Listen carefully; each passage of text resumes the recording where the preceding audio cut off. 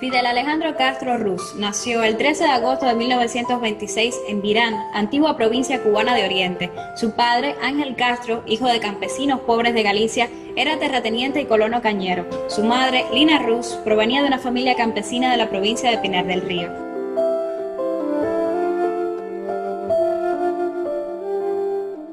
Aprendió a leer y escribir en la Escuela Pública Rural de Virán y continuó la enseñanza primaria en los colegios católicos privados de La Salle y Dolores en la ciudad de Santiago de Cuba. Inició los estudios del bachillerato en el propio Colegio de Dolores y los concluyó en el Colegio de Belén de la Compañía de Jesús en La Habana, donde se graduó como bachiller en letras en junio de 1945. Los jesuitas de Belén dijeron: se distinguió siempre en todas las asignaturas relacionadas con las letras. Fue un verdadero atleta. Ha sabido ganarse la admiración y el cariño de todos. Cursará la carrera de Derecho y no dudamos que llenará con páginas brillantes el libro de su vida. Fidel tiene madera y no faltará el artista.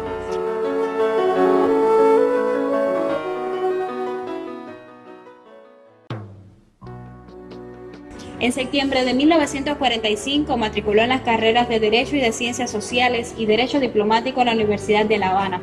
Allí se vinculó de inmediato a las luchas políticas en el seno del estudiantado universitario y ocupó diferentes cargos en la Federación Estudiantil Universitaria.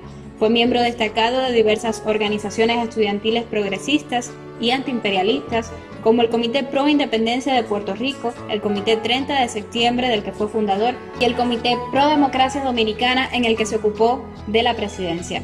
Como parte de su actividad política en esos años, organizó y participó en innumerables actos de protesta y denuncia contra la situación política y social en el país. Más de una vez fue golpeado o encarcelado por las fuerzas represivas. Entre julio y septiembre de 1947, cuando cursaba el tercer año de la carrera, se enroló en el contingente expedicionario organizado para luchar contra el régimen del dictador dominicano Rafael Leónidas Trujillo. La expedición se estrenó en Cayo Confites, fue ascendido a teniente, jefe de pelotón y después a jefe de una compañía de batallón. La expedición, que se trasladaba en barco, fue interceptada por una fragata de la Marina cubana. Fidel saltó al agua con su arma para no dejarse capturar. Consideró una vergüenza que la expedición terminara arrestada sin lucha. Entró en contacto con las ideas marxistas cuando era ya estudiante universitario. Simpatizante del Partido del Pueblo Cubano Ortodoxo de tendencia progresista, participó de manera activa a partir de 1948 en las campañas políticas de ese partido y en particular de su principal dirigente, Eduardo Chivas. Dentro de su organización política trabajó por cultivar entre la militancia joven las posiciones más radicales y combativas.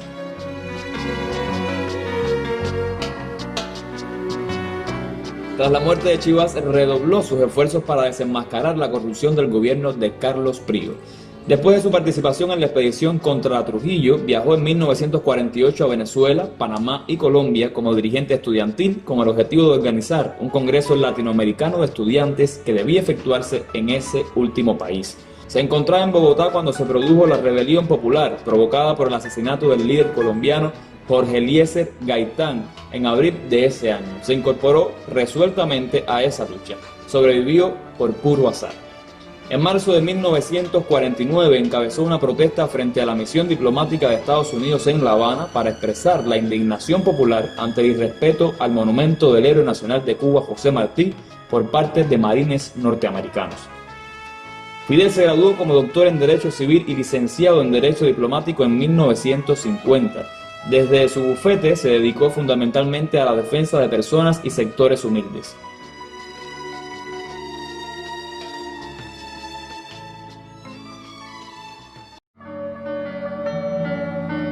Al ocurrir el golpe de estado de Fulgencio Batista el 10 de marzo de 1952, fue de los primeros en denunciar el carácter reaccionario e ilegítimo del régimen de facto y llamar a su derrocamiento. Organizó y entrenó a un numeroso contingente de aproximadamente 1.200 jóvenes obreros, empleados y estudiantes que provenían fundamentalmente de las filas ortodoxas. Con 160 de ellos, el 26 de julio de 1953 comandó el asalto al cuartel Moncada en Santiago de Cuba y al cuartel de Bayamo en una acción concebida como detonante de la lucha armada contra el régimen de Batista. Al fallar el factor sorpresa, no pudieron alcanzar el objetivo. Fue hecho prisionero por las fuerzas represivas de la tiranía pocos días después del revés militar y se le mantuvo incomunicado durante 76 días. Fue sometido posteriormente a juicio y condenado a 15 años de prisión. En un ambiente reservado y vigilado, asumió su autodefensa ante el tribunal que lo juzgó y pronunció el alegato conocido como La historia me absolverá, en el que esbozó el programa de la futura revolución en Cuba. Ningún arma, ninguna fuerza es capaz de vencer a un pueblo que se decide a luchar por sus derechos. Ejemplos históricos pasados y presentes son incontables. Está bien reciente el caso de Bolivia, donde los mineros, con cartuchos de dinamita, derrotaron y aplastaron a los regimientos del ejército regular, dijo en esa ocasión. Desde la cárcel prosiguió su labor de denuncia del régimen opresor, al tiempo que maduró sus planes revolucionarios y profundizó la preparación teórica e ideológica de sus compañeros. Como resultado de una fuerte presión y campañas populares, fue liberado en mayo de 1955. En las semanas subsiguientes desplegó un intenso trabajo de agitación y denuncia, fundó el movimiento 26 de julio para proseguir la lucha revolucionaria.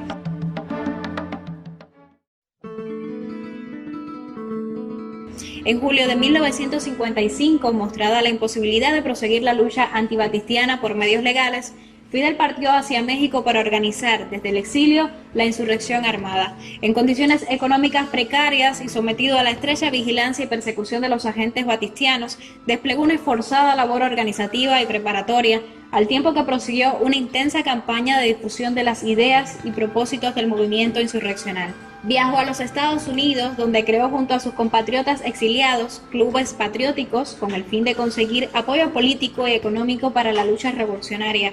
Estuvo en Filadelfia, Nueva York, Tampa, Union City, Pittsburgh y Miami. Con la divisa, en 1956, seremos libres o seremos mártires.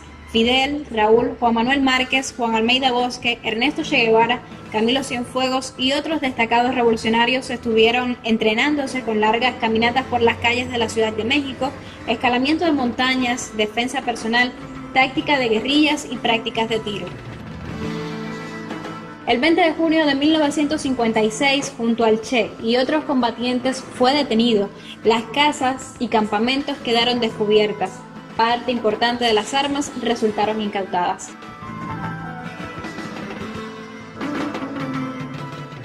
Tras la salida de los establecimientos de la policía mexicana, se aceleró la conspiración revolucionaria. Compraron el yate Granma y desde el río Tuxpan zarparon hacia Cuba en la madrugada del 25 de noviembre de 1956, 82 combatientes a bordo, cuya edad promedio era de 27 años.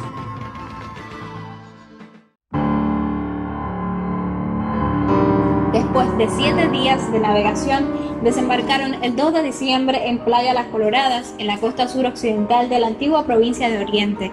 Las fuerzas batistianas localizaron el desembarco y hostilizaron a los expedicionarios. El 5 de diciembre, el ejército de la tiranía sorprendió en Alegría de Pío a Fidel y sus combatientes. Los revolucionarios fueron diezmados, varios cayeron detenidos durante la persecución y muchos fueron asesinados en el acto. Con la valiosa colaboración de los campesinos, Fidel se encontró con Raúl en un lugar conocido como Cinco Palmas y reagrupó a la fuerza revolucionaria. Partió entonces a la Sierra Maestra para continuar desde allí la lucha revolucionaria. El 17 de enero de 1957 dirigió la primera acción armada contra el ejército de Batista en el cuartel de La Plata y obtuvo su primera victoria. El ejército rebelde comenzó a crecer y fortalecerse.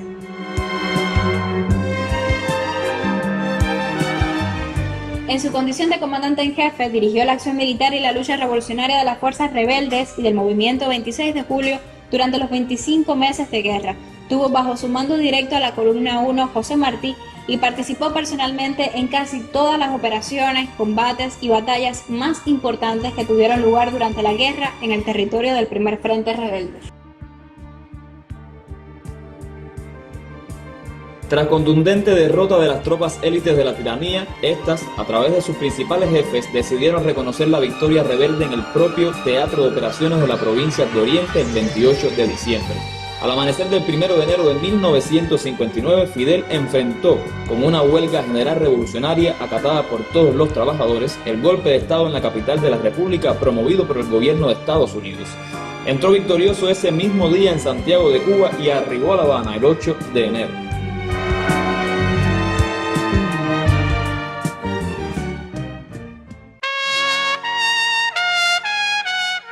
Al concluir la lucha insurreccional, mantuvo sus funciones como comandante en jefe y el 13 de febrero de 1959 fue nombrado primer ministro del gobierno revolucionario.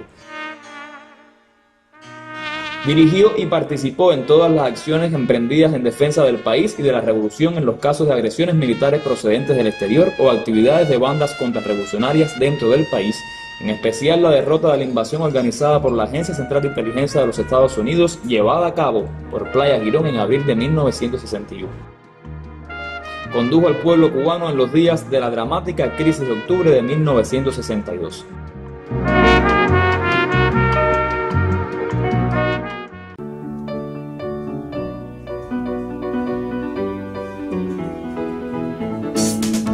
En nombre del poder revolucionario, proclamó el 16 de abril de 1961 el carácter socialista de la Revolución cubana.